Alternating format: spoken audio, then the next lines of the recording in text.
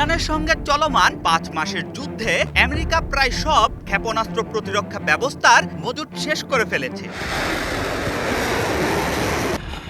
সিএনএনের প্রতিবেদন অনুযায়ী যুদ্ধ শুরুর পর থেকে আমেরিকা তাদের থার্ড অ্যান্টি ব্যালিস্টিক ক্ষেপণাস্ত্র প্রতিরক্ষা ব্যবস্থার যুদ্ধ পূর্বের মজুতের প্রায় ৮০% ব্যবহার করে ফেলেছে। একই সময়ে প্যাট্রিয়ট ক্ষেপণাস্ত্র প্রতিরক্ষা ব্যবস্থার ইন্টারসেপ্টরের প্রায় ৫০% ব্যবহৃত হয়েছে। এর আগে সিএনএনের আরেক প্রতিবেদনে বলা হয়েছিল, সংঘাতের শুরুর দিকেই মার্কিন বাহিনী তাদের টমাহক ক্রুজ ক্ষেপণাস্ত্রের প্রায় ৩০% ব্যবহার করে ফেলেছিল।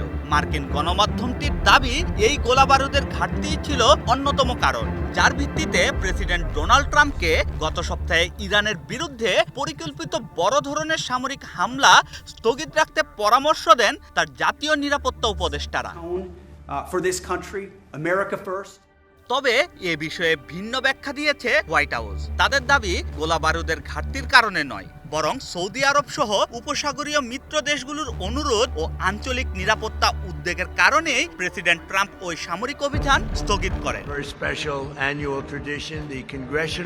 গবেষণা প্রতিষ্ঠান centre for strategic and international studies এর তথ্য অনুযায়ী যুদ্ধ শুরুর আগে আমেরিকার হাতে ছিল প্রায় ২২০০টি প্যাট্রিয়ট ইন্টারসেপ্টর এবং ৪৫২টি থার্ড ইন্টারসেপ্টর।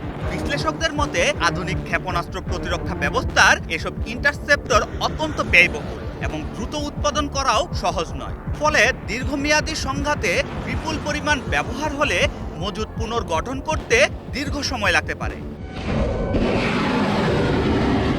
প্রতিবেদন অনুযায়ী উপসাগরীয় অঞ্চলে অবস্থানরত মার্কিন বাহিনী এবং তাদের মিত্র দেশগুলো এখন আকাশ প্রতিরক্ষা সক্ষমতা নিয়ে নতুন করে উদ্বেগ প্রকাশ করছে।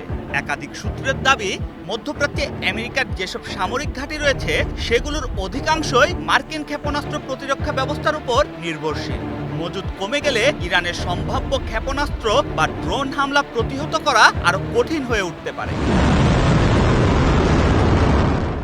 এদিকে বার্তা সংস্থা রয়টার্সও জানিয়েছে, আমেরিকার দূরপাল্লার নির্ভুল ক্ষেপণাস্ত্রের মজুত নিয়েও উদ্বেগ তৈরি হয়েছে। একই সঙ্গে ইরানের জ্বালানি ও কৌশলগত স্থাপনায় বড় ধরনের হামলা সম্ভাব্য ঝুঁকি এবং উপসাগরীয় দেশগুলোর নিরাপত্তা উদ্বেগও সামরিক সিদ্ধান্তে প্রভাব ফেলছে। তবে গোলাবারুদ সংকটের খবর দৃঢ়ভাবে প্রত্যাখ্যান করেছে হোয়াইট হাউস।